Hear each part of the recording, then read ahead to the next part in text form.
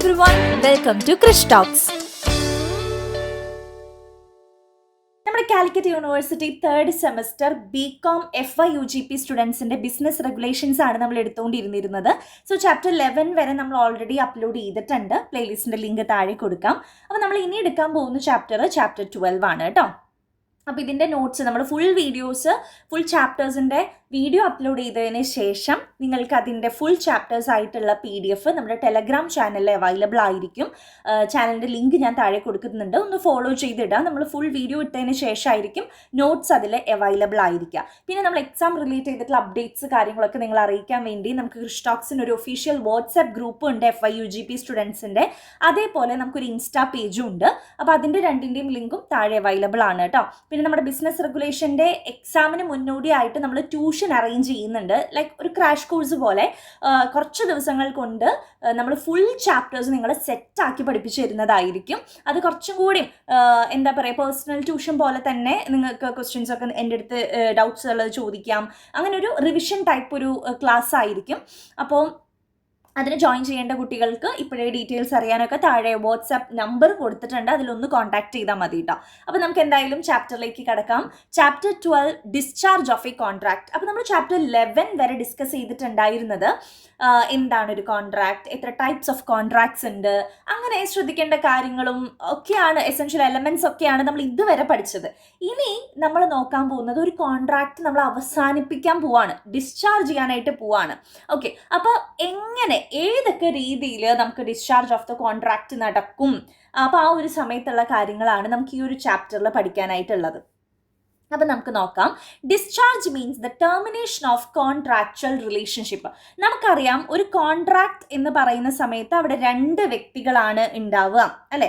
ഒരാൾ ഒരു ഓഫർ വെക്കുന്ന ആളും മറ്റൊരാൾ അത് ആക്സെപ്റ്റ് ചെയ്യുന്ന ഒരാളും, അങ്ങനെ 2 പേരുണ്ടായിരിക്കും. അപ്പോൾ ഈ 2 പേര് തമ്മിലുള്ള കോൺട്രാക്ച്വൽ റിലേഷൻഷിപ്പ് എൻഡ് ആവുന്നതിനെയാണ് നമ്മൾ എന്തെന്ന് പറയുന്നത്, ഡിസ്ചാർജ് ഓഫ് എ കോൺട്രാക്ട് എന്ന് പറയുന്നത്. ടെർമിനേഷൻ, അപ്പോൾ ആ ഒരു വേർഡൊക്കെ അങ്ങനെ തന്നെ പഠിക്കുക, ടെർമിനേഷൻ ഓഫ് കോൺട്രാക്ച്വൽ റിലേഷൻഷിപ്പ്. ഇനി ഏതൊക്കെ രീതിയിൽ ഈ പറയുന്ന കോൺട്രാക്ച്വൽ റിലേഷൻഷിപ്പ് ടെർമിനേറ്റ് ആവും, എൻഡ് ആവും എന്നുള്ളത് നമുക്ക് നോക്കാം.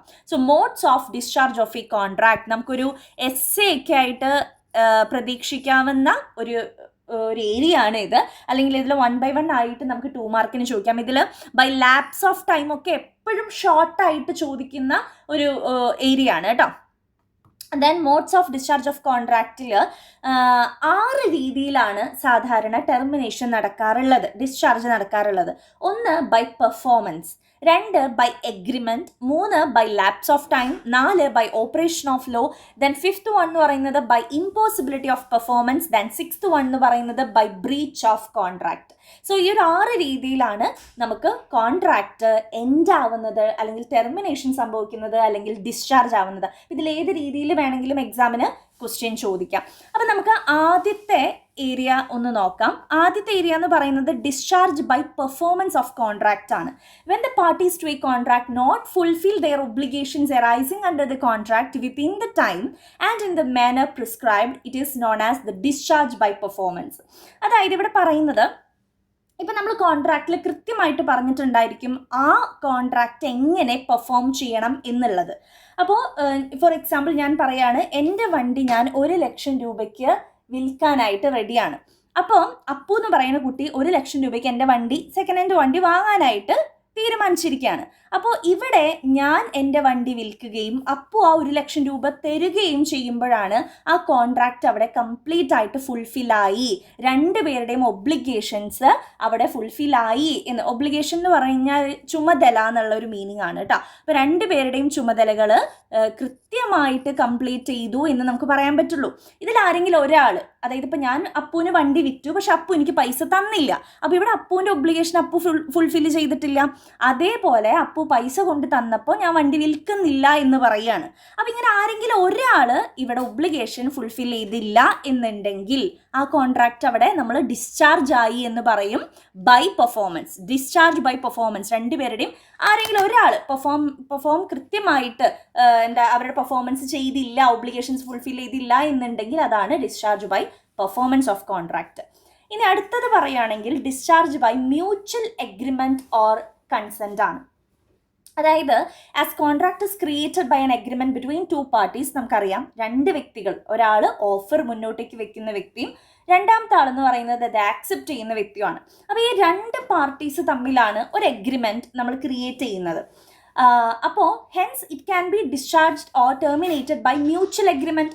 രണ്ടുപേരുടെ മ്യൂച്വൽ അഗ്രിമെന്റ് വഴിയും അതെന്താവാം, ടെർമിനേറ്റ് ആവാം എന്നാണ് പറയുന്നത്. അപ്പോൾ അതിൽ കുറച്ച് സിറ്റുവേഷൻസ് താഴെ കൊടുത്തിട്ടുണ്ട്. ഫസ്റ്റ് വൺ എന്ന് പറയുന്നത് നൊവേഷൻ.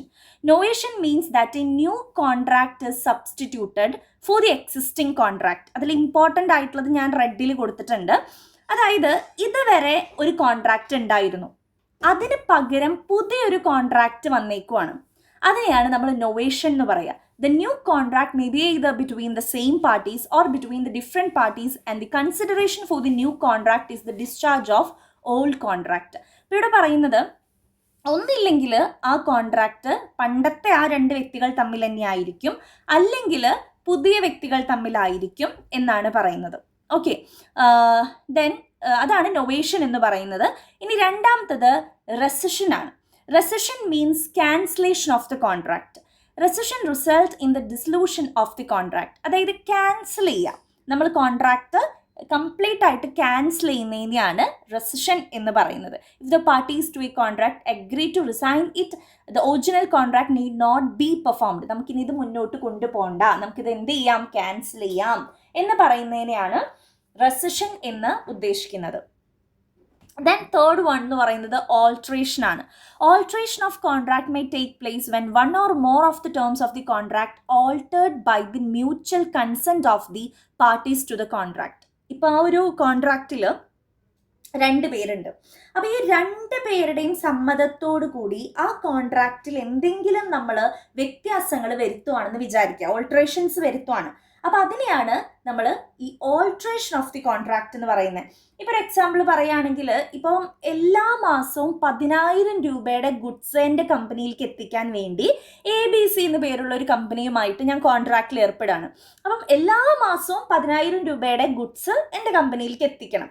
ഇതായിരുന്നു ഞങ്ങൾ തമ്മിലുള്ള കോൺട്രാക്റ്റ്. അപ്പം ഞാൻ പറയുകയാണ്, നമുക്കിതിൽ ചെറിയൊരു ഓൾട്രേഷൻ വരുത്തണം. ഇപ്പോൾ കണ്ടീഷൻസ് ഒക്കെ കുറച്ച് മോശമായതുകൊണ്ട് 10,000 രൂപയുടെ ഗുഡ്സ് വേണ്ട, 5,000 രൂപയുടെ ഗുഡ്സ് മതി എന്ന് പറയുകയാണ്. അപ്പം അതിൽ ചെറിയൊരു വ്യത്യാസം വരുത്തി, അത്രയേ ഉള്ളൂ. അപ്പം അതിനെയാണ് നമ്മൾ ഓൾട്രേഷൻ എന്ന് പറയുക. അപ്പോൾ പണ്ടത്തെ കോൺട്രാക്റ്റ് എന്തായിപ്പോയി, ഡിസ്ചാർജ് ആയിപ്പോയി. അപ്പോൾ ഇവിടെയൊക്കെ നമ്മൾ നൊവേഷൻ്റെ കേസിലും റെസിഷൻ്റെ കേസിലും ഓൾട്രേഷൻ്റെ കേസിലായാലും നമ്മൾ ലാസ്റ്റ് പറയേണ്ട ഒരു കാര്യം, ഇവിടെയൊക്കെ ആദ്യത്തെ കോൺട്രാക്ട് പുതിയതായിട്ട് അതിലൊരു കാര്യം ചെയ്ത് കഴിഞ്ഞാൽ ആദ്യത്തെ കോൺട്രാക്ട് അവിടെ ഡിസ്ചാർജ് ആയിപ്പോയി.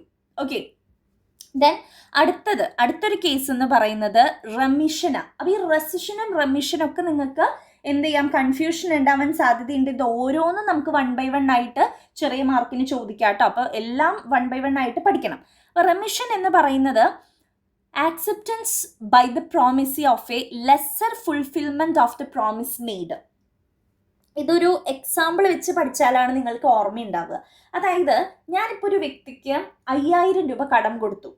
5,000 രൂപ കടം കൊടുത്ത്, ഇതിപ്പോൾ ഞാൻ ഓരോ എക്സാമ്പിൾസ് പറയുന്ന സമയത്ത് നിങ്ങൾ ടെക്സ്റ്റ് ബുക്ക് ഉള്ളവരാണെങ്കിൽ അതിൻ്റെ സൈഡിലൊന്ന് എഴുതി വെക്കുക കേട്ടോ, അല്ലെങ്കിൽ ഒരു നോട്ട്ബുക്കിൽ റെമിഷൻ എന്ന് പറഞ്ഞിട്ട് എഴുതി വെക്കുക കേട്ടോ. കാരണം ഇത് ഇനി നിങ്ങൾ പഠിക്കുന്ന സമയത്ത് മേ ബി ഇത് മറന്നുപോയി ഉണ്ടാവും. അപ്പോൾ ഈ എക്സാമ്പിൾ ഓർത്ത് വെച്ച് കഴിഞ്ഞാൽ നിങ്ങൾക്ക് പെട്ടെന്ന് പഠിക്കാനും മനസ്സിലാക്കാനും സാധിക്കും. റെമിഷൻ എന്ന് പറഞ്ഞാൽ ഒരാൾക്ക് ഞാനിപ്പോൾ ഒരു 5,000 രൂപ കടം കൊടുത്തു, അടുത്ത മാസം തരാമെന്ന് പറഞ്ഞിട്ടാണ് ആളത് വാങ്ങിച്ചുകൊണ്ട് പോയത്. പക്ഷേ ആള് കുറേ നാൾ കഴിഞ്ഞിട്ടും ഈ പൈസ തരുന്നില്ല. 1 മാസം കഴിഞ്ഞു, 2 മാസം കഴിഞ്ഞു, 10 മാസം കഴിഞ്ഞിട്ടും പൈസ തരുന്നില്ല. അപ്പോൾ നമ്മൾ ആളുടെ അടുത്ത് പറയുവാണ്, 5,000 ഇല്ലെങ്കിൽ പോട്ടെ, നീ ഒരു 2,000 എനിക്ക് തിരിച്ചതായോ, അങ്ങനെ നമ്മൾ പറയില്ലേ, ലെസ്സർ ഫുൾഫിൽമെൻറ്റ്. അതിനെയാണ് നമ്മൾ റെമിഷൻ എന്ന് പറയാം. അതായത് ഓൾറെഡി നമ്മുടെ കോൺട്രാക്റ്റുള്ള ഒരു എമൗണ്ട്, അപ്പോൾ ആദ്യം 5,000 രൂപയുടെ കോൺട്രാക്റ്റ് ആയിരുന്നു ഉണ്ടായിരുന്നത്. പക്ഷേ ആളത് തരാതെ ആയപ്പോൾ നമ്മൾ പറയാണ്, അറ്റ്ലീസ്റ്റ് ഒരു 2,000 എങ്കിലും നീ ഒന്ന് തരുമോ, ബാക്കി 3,000 പോട്ടെ, അത് നീ തരണ്ട, 2,000 എങ്കിലും തായോ എന്ന് നമ്മൾ പറയില്ലേ. അപ്പോൾ lesser fulfilment of the promise made, അതിനെയാണ് നമ്മൾ റെമിഷൻ എന്ന് പറയുക. ഓക്കെ, അപ്പോൾ അവിടെ 2,000 രൂപ നമുക്ക് തരികയാണ്. അപ്പോൾ ആദ്യത്തെ 5,000 രൂപയുടെ കോൺട്രാക്റ്റ് അവിടെ എന്തായിപ്പോയി, ഡിസ്ചാർജ് ആയിപ്പോയി. മനസ്സിലായില്ലേ? ഇനി അടുത്തത് വേവർ ആണ്. Waiver means the deliberate abandonment or giving up. അതായത് എബാൻഡൺ അല്ലെങ്കിൽ ഗിവിങ് അപ്പ് എന്ന് വെച്ച് കഴിഞ്ഞാൽ ഉപേക്ഷിക്കുക എന്നുള്ളൊരു മീനിങ് ആണ്. ഗിവ് അപ്പ് എന്ന് വെച്ച് കഴിഞ്ഞാൽ ഉപേക്ഷിക്കുക. Of a right which a party is entitled to under a contract where upon the other party to the contract is released from his obligation എന്നാണ് പറയുന്നത്. ഇതും നമുക്കൊരു എക്സാമ്പിൾ വെച്ചിട്ട് നോക്കാം. അതായത് അപ്പു എന്ന് പറയുന്ന കുട്ടി ഒരു ടീഷർട്ട്സ് ഒക്കെ ഡെലിവറി ചെയ്യുന്ന ഒരു കുട്ടിയാണെന്ന് വിചാരിക്കുക. അപ്പോൾ എല്ലാ മൺഡേയും 100 ടീഷർട്ട്സ് വെച്ചിട്ട് രാവിലെ ഒരു 10 മണിക്ക് ഒരു ഷോപ്പിൽ കൊടുക്കാമെന്ന് അപ്പു കോൺട്രാക്റ്റിൽ ഏർപ്പെടുകയാണ്. അപ്പോൾ ഈ ഒരു 10 മണി കഴിഞ്ഞാൽ, ലേറ്റായി കഴിഞ്ഞാൽ ഒരു 1000 രൂപ അപ്പുവിൻ്റെ നിന്ന് പെനാൽറ്റി വാങ്ങും അല്ലെങ്കിൽ ഫൈൻ വാങ്ങുമെന്ന് ഓണർ പറഞ്ഞിട്ടുണ്ട്. ഓക്കെ, അപ്പോൾ ഓണർ പറഞ്ഞിട്ടുണ്ട് 1000 രൂപ ഫൈൻ വാങ്ങുമെന്ന് ലേറ്റായി കഴിഞ്ഞാൽ.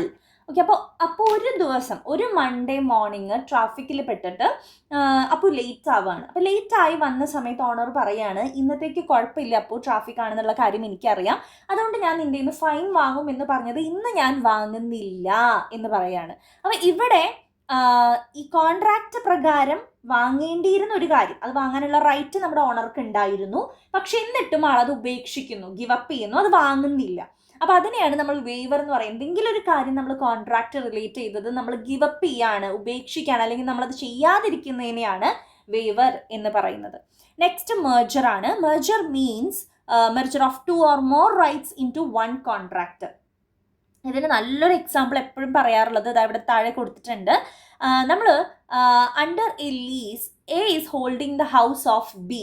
നമ്മളത് പേര് വെച്ച് പറയുവാണെങ്കിൽ അപ്പു നമ്മുടെ ബിനുവിൻ്റെ വീട്ടിലാണ് താമസിക്കുന്നത്. ബിനു ആണ് ഇവിടെ ഓണർ.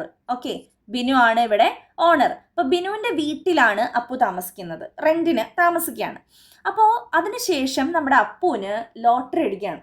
ലോട്ടറി അടിക്കുന്ന സമയത്ത് അപ്പു പറയാണ്, ഇനി ഞാൻ ഈ വീട്ടിൽ റെൻറ്റിന് താമസിക്കുന്നില്ല, ഞാൻ ഈ വീട് സ്വന്തമായിട്ട് മേടിക്കാൻ പോവാണ് എന്ന് പറഞ്ഞ് അപ്പോൾ ബിനുവിന് പൈസ കൊടുത്ത് ആ വീട് സ്വന്തമായിട്ട് മേടിക്കുന്നു. അപ്പോൾ മുൻപുണ്ടായിരുന്ന അവരുടെ കോൺട്രാക്റ്റ് എന്ന് പറയുന്നത് ലീസിൻ്റെ കോൺട്രാക്റ്റ് ആയിരുന്നു. പക്ഷെ ഇപ്പോഴത്തെ കോൺട്രാക്റ്റ് എന്ന് പറയുന്നതോ അത് കംപ്ലീറ്റ് ആയിട്ടും നമ്മുടെ അപ്പു അത് പർച്ചേസ് ചെയ്യാണ് അല്ലേ. അപ്പോൾ ആ കോൺട്രാക്റ്റിൽ, ലീസ് എന്ന് പറയുന്ന കോൺട്രാക്ട്സിൽ കുറച്ചും കൂടി റൈറ്റ്സ് കാര്യങ്ങൾ അപ്പുവിന് കിട്ടുകയാണ്, മെർജാവുകയാണ്. അങ്ങനെ കൂടുതൽ റൈറ്റ്സ് ഇവിടെ എന്താകുന്നു, മെർജാകുന്നു. അതിനെയാണ് മെർജർ എന്ന് നമ്മൾ പറയുന്നത്. ഓക്കെ, അപ്പോൾ ഇതാണ് നമ്മുടെ മെർജർ. അപ്പോൾ ഈ discharge by mutual agreement or കൺസെൻറ്റിൻ്റെ അണ്ടറിൽ വരുന്ന കാര്യങ്ങൾ ഇതൊക്കെയാണ്. ഓക്കെ, ഇനി മൂന്നാമത്തേതാണ് discharge by lapse of time. നമ്മൾ 6 കേസുകൾ ഇതിലുണ്ടെന്ന് പറഞ്ഞു. 2 നമ്മൾ പറഞ്ഞു. ഇതിൽ രണ്ടാമത്തേൻ്റെ മ്യൂച്വൽ അഗ്രിമെൻ്റ് ഉള്ളിൽ വീണ്ടും സബ് ടോപ്പിക്സ് വന്നതാണ്. നമ്മൾ നൊവേഷനും റെസഷനും റെമിഷനും മെർജറൊക്കെ ആയിട്ട് നമ്മൾ പഠിച്ചത്. ഇനി മൂന്നാമത്തത് discharge by lapse of time ആണ്. ഇത് നമ്മൾ മുന്നേ ഒരു ചാപ്റ്ററിൽ ജസ്റ്റ് ഞാൻ നിങ്ങൾക്ക് പറഞ്ഞു തന്നിട്ടുണ്ടായിരുന്നു. നമുക്ക് ഏതൊരു കോൺട്രാക്റ്റിലും ഏറ്റവും ഇമ്പോർട്ടൻ്റ് ആയിട്ടുള്ള എലമെൻറ്റ് എന്ന് പറയുന്നത് ടൈമാണ്. വിത്തിൻ ടൈം നമ്മളത് ഫുൾഫിൽ ചെയ്യുക എന്നുള്ളതാണ്. എല്ലാ കോൺട്രാക്റ്റിലും പറഞ്ഞിട്ടുണ്ടാവും നെക്സ്റ്റ് മൺഡേ, അല്ലെങ്കിൽ ജൂലൈ 30, അല്ലെങ്കിൽ ഓഗസ്റ്റ് 15, അങ്ങനെ കൃത്യമായിട്ടൊരു ടൈം പീരീഡ് പറഞ്ഞിട്ടുണ്ടായിരിക്കും. അതിനുള്ളിൽ വേണം ആ കോൺട്രാക്റ്റ് നമ്മൾ ഫുൾഫിൽ ചെയ്യാൻ വേണ്ടിയിട്ട്.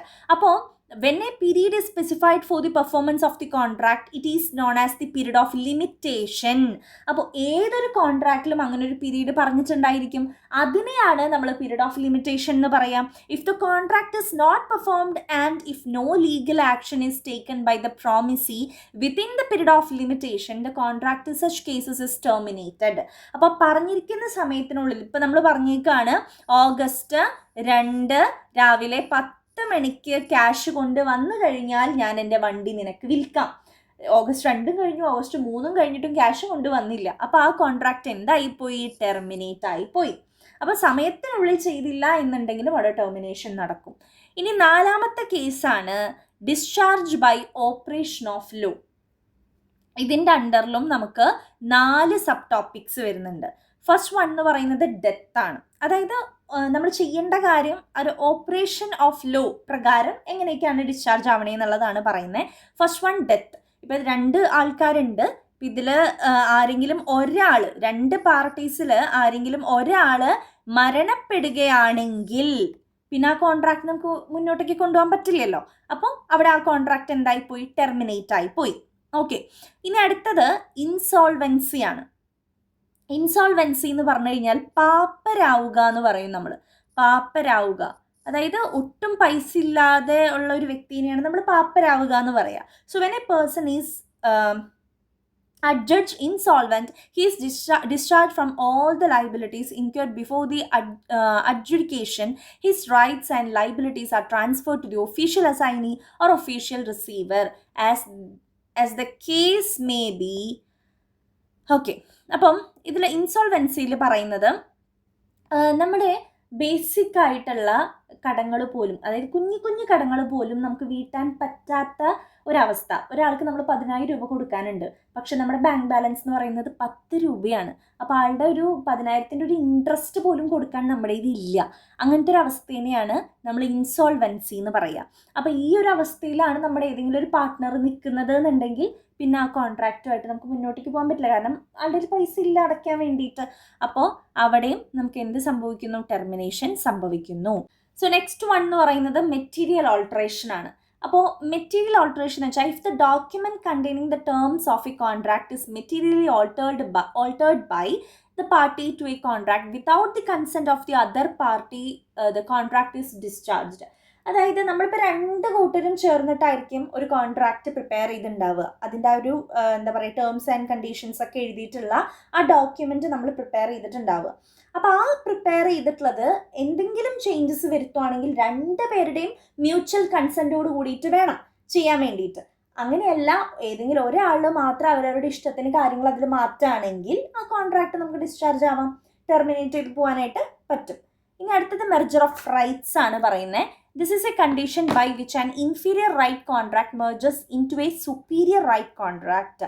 ഇതിന് ബെസ്റ്റ് എക്സാമ്പിളാണ് നേരത്തെ നമ്മൾ പറഞ്ഞിട്ടുണ്ടായിരുന്നു മെർജർ എന്ന് പറഞ്ഞിട്ടുണ്ടായിരുന്നു. അതന്നെ സെയിം ആണ് ഇവിടെ.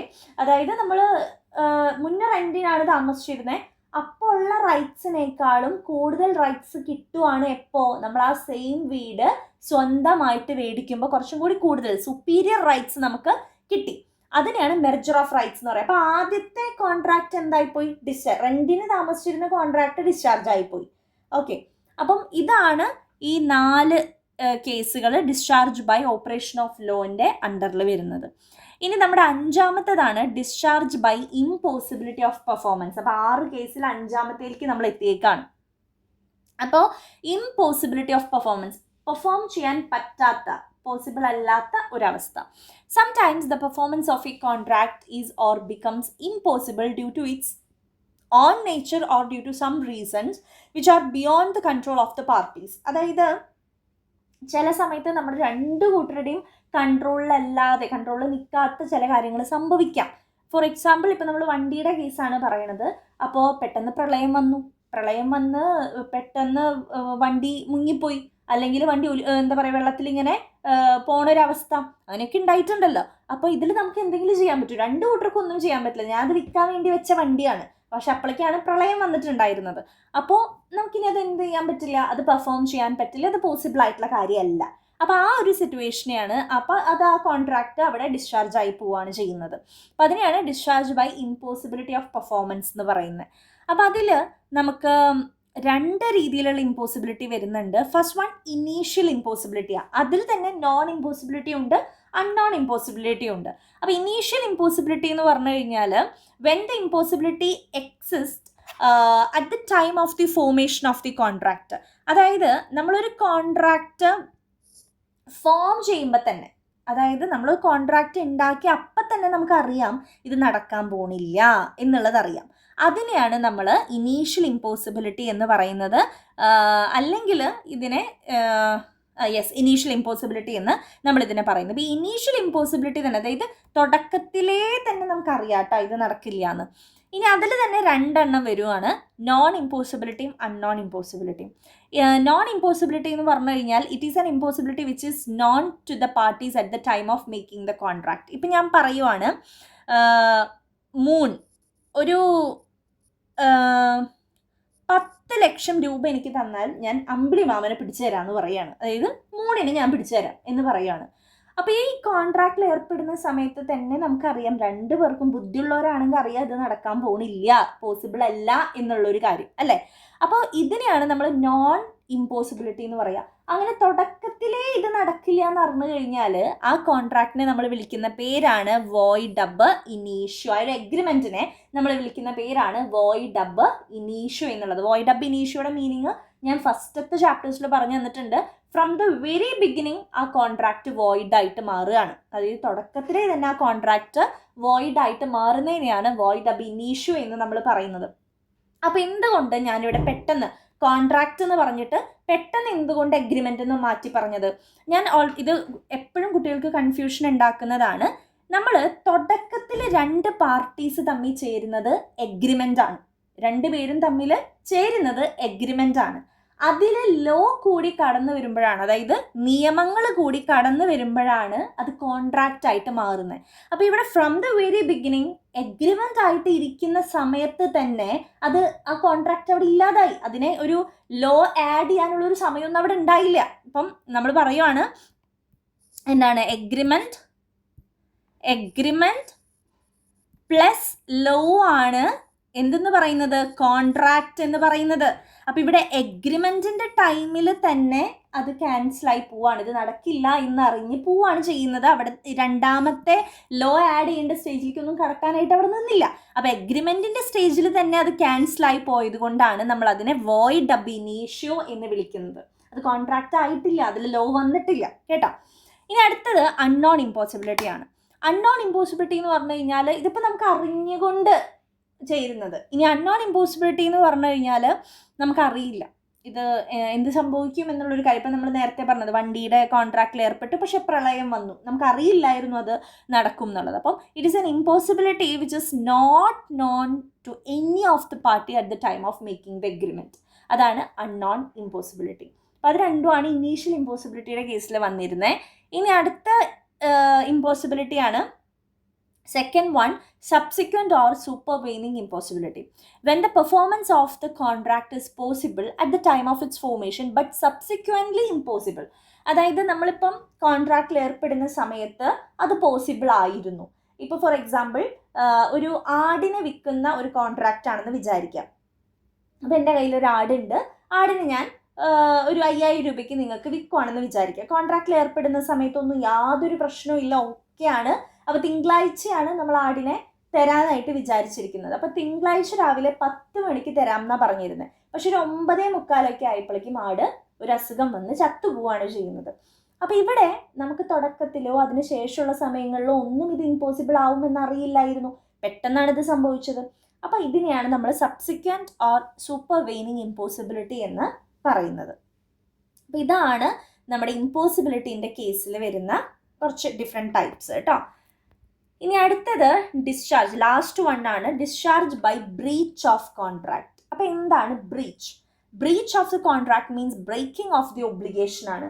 നമുക്ക് 2 പേർക്കും കൃത്യമായിട്ടുള്ള ചുമതലകൾ നമ്മൾ പറഞ്ഞിട്ടുണ്ടായിരിക്കും. കോൺട്രാക്റ്റിൽ ഏർപ്പെടുന്ന സമയത്ത് തന്നെ ഓരോ പാർട്ടിക്കും നമ്മൾ ചുമതലകൾ കൊടുത്തിട്ടുണ്ടായിരിക്കും. അത് തെറ്റിച്ച് കഴിഞ്ഞാൽ അതിനെയാണ് നമ്മൾ ബ്രീച്ച്, കരാറ് ലംഘനം എന്ന് പറയും. അത് നമ്മൾ നടത്തിയെന്ന് പറയാം. ഇപ്പോൾ ഫോർ എക്സാമ്പിൾ, ഇപ്പം ഞാൻ എൻ്റെ വണ്ടി 1,00,000 രൂപയ്ക്ക് നിങ്ങൾക്ക് വിൽക്കാം എന്ന് പറഞ്ഞു. നിങ്ങൾ 1,00,000 രൂപയും കൊണ്ട് വരികയാണ്, എൻ്റെ അടുത്തേക്ക് വരുവാണ്. അത്രയും ആഗ്രഹിച്ച 1,00,000 നിങ്ങൾ എങ്ങനെയൊക്കെയോ കടമൊക്കെ വാങ്ങിച്ച് സംഘടിപ്പിച്ച് എൻ്റെ അടുത്തേക്ക് വരുന്ന സമയത്ത് ഞാൻ പറയാണ്, അയ്യോ സോറി, ഞാൻ ആ വണ്ടി 1,50,000 രൂപയ്ക്ക് വിറ്റു എന്ന് പറയാണ്. അപ്പോൾ അത് ഞാൻ നടത്തിയ കരാറ് ലംഘനമാണ്. ഓൾറെഡി നമ്മൾ 2 പേരും തമ്മിൽ കോൺട്രാക്റ്റ് ഏർപ്പെട്ടിട്ടുണ്ടായിരുന്നു, എല്ലാ കാര്യങ്ങളും സെറ്റാക്കിയതാണ്.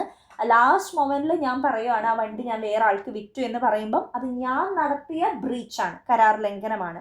സോ അതിനെയാണ് നമ്മൾ ബ്രീച്ച് ഓഫ് ദി കോൺട്രാക്ട് എന്ന് പറയുന്നത്. അപ്പോൾ ആ ഒരു കോൺട്രാക്റ്റ് അവിടെ എന്തായിപ്പോയി, ഡിസ്ചാർജ് ആയിപ്പോയി.